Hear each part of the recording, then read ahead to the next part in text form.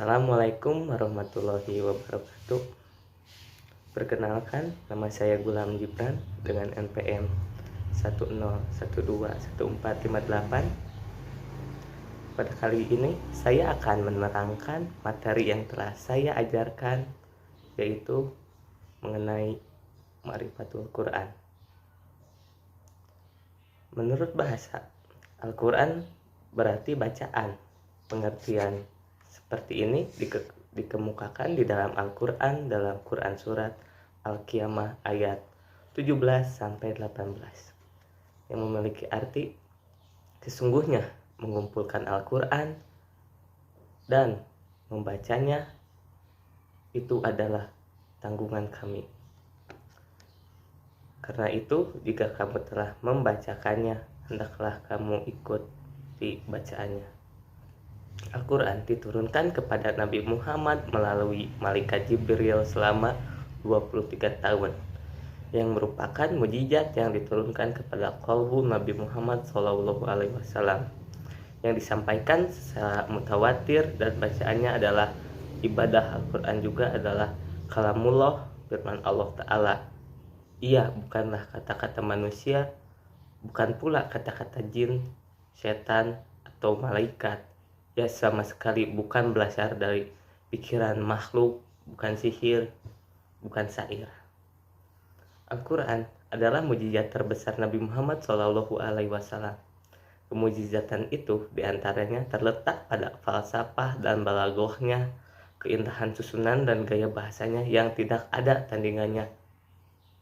Karena demikian tingginya bahasa Al-Quran, mustahil manusia dapat membuat susunan yang serupa dengannya, apalagi menandinginya. Al-Quran dituntut Allah Ta'ala kepada Nabi Muhammad SAW dengan berbagai cara. 1. Berupa impian yang baik waktu beliau tidur. 2. Kadang-kadang malaikat membawa wahyu itu menempatkan dirinya dalam bentuk yang asli untuk malaikat, lalu mewahyukan firman Allah kepada beliau. Kadang-kadang wahyu itu berupa bunyi genta. Inilah cara yang paling berat dirasakan beliau. Kemudian yang keempat, kadang-kadang wahyu itu datang tidak dengan perantara malaikat, melainkan diterima langsung dari hadrat Allah sendiri. Yang 5, selain wahyu itu beliau terima di atas langit. Yang ke-7, langsung dari hadirat Allah sendiri. Selain itu, kemukjizatan Al-Quran juga terletak pada isinya. Perhatikanlah, sampai saat ini Al-Quran masih menjadi sumber rujukan utama bagi para pengkaji ilmu sosial, sains, bahasa, atau ilmu-ilmu lainnya. Al-Quran diturunkan secara berangsur-angsur kepada Nabi Muhammad SAW dalam masa 22 tahun, 2 bulan, 22 hari. Membaca Al-Quran itu bernilai ibadah. Banyak sekali hadis-hadis Nabi SAW yang mengungkapkan bahwa membaca Al-Quran adalah merupakan bentuk ibadah kepada Allah yang memiliki banyak keutamaan. Salah satunya ialah hadis dari Tamim Ad-Dari bahwa Rasulullah SAW bersabda, siapa yang membaca 100 ayat pada suatu malam, dituliskan baginya pahala sholat sepanjang malam. Hadis riwayat Imam Ahmad. Adapun nama-nama Al-Quran, sebagaimana Allah Ta'ala menyebut Al-Quran dengan berbagai nama dan sifat. Yang pertama, Al-Kitab. Yang kedua, Al-Huda sebagai petunjuk. Yang ketiga, Al-Furqan sebagai pembeda. Yang keempat, Ar-Rahmat sebagai rahmat dan Anwar sebagai cahaya. Yang keenam, Ar-Ruh sebagai roh, Asyifa sebagai obat, Al-Haq sebagai kebenaran, Al-Bayan sebagai penjelasan, Al-Muzah sebagai pelajaran, dan Al-Zikir pemberi peringatan. Dari sebagian nama-nama Al-Quran tersebut tergambarlah kepada kita makanatul Quran, kedudukan Al-Quran. sebagai pedoman hidup manusia yang begitu lengkap. Pertama, Al-Quran adalah kitabun naba'i wal akbar, kitab berisi berita dan kabar. Di dalam Al-Quran terdapat berita-berita tentang kejadian masa lalu maupun kejadian yang akan datang.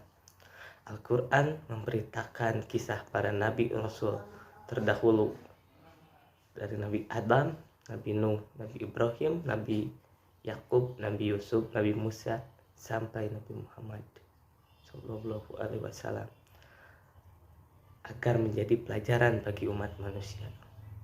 Al-Quran juga mengabarkan tentang peristiwa-peristiwa yang akan terjadi seperti kejadian hari kiamat, kebangkitan manusia, dan penghisaban di akhirat kelak. Kedua, Al-Quran adalah kitabul hukmi wasaidiyah, kitab hukum dan syariah. Di dalam Al-Quran, Allah Ta'ala telah menetapkan berbagai macam hukum dan syariat yang mengatur kehidupan manusia sebagai individu, keluarga, masyarakat, dan bangsa. Dia memerintahkan kepada mereka agar berhukum kepadanya secara konsekuen. Ketiga, Al-Quran sebagai kitabul jihad. Al-Quran berbicara tentang jihad di banyak ayat dalam arti khusus, yakni qit'ah. Dalam arti umum, yakni segala bentuk upaya dalam rangka meninggalkan kalimat Allah Ta'ala. Keempat, Al-Quran adalah kitabul tabiyah, kitab pendidikan. Al-Quran memuat kisah-kisah penuh hikmah yang mengandung banyak pelajaran.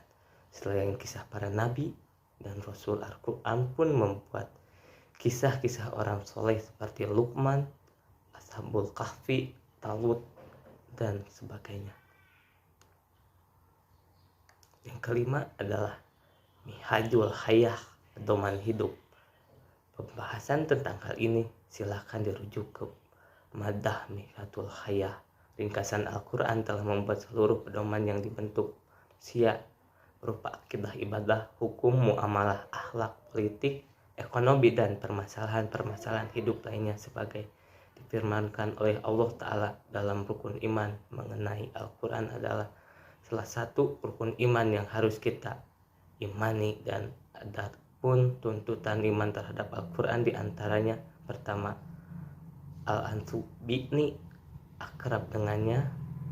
Keakraban tersebut diimplementasikan dengan takhlakul, mempelajari, dan ta'limuhu, mengajarkan, yakni tilawah, membaca, paham, memahami, melaksanakan, dan menghafal. Kedua, tabiatul nafsi, membina diri dengannya.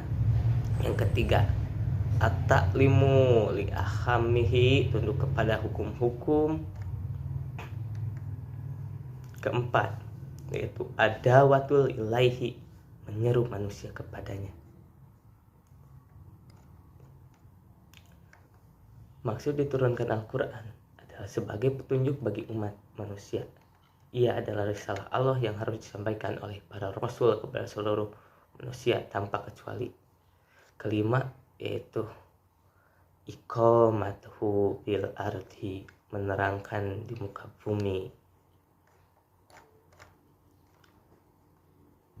Yang dimaksud dengan menegakkan agama Islam di sini adalah mengesahkan Allah Subhanahu wa Ta'ala, beriman kepadanya, kitab-kitabnya, rasul-rasulnya, dan hari akhir, serta menaati segala perintah dan menjauhi larangannya, atau menerangkan semua syariah, baik yang usul dasar maupun fur'u atau cabang, yaitu kamu menegakkan oleh dirimu dan berusaha menegakkannya juga pada selain dirimu, serta saling membantu di atas kebaikan dan takwa. Sekian untuk materi yang dapat saya sampaikan, semoga dapat bermanfaat. Assalamualaikum warahmatullahi wabarakatuh.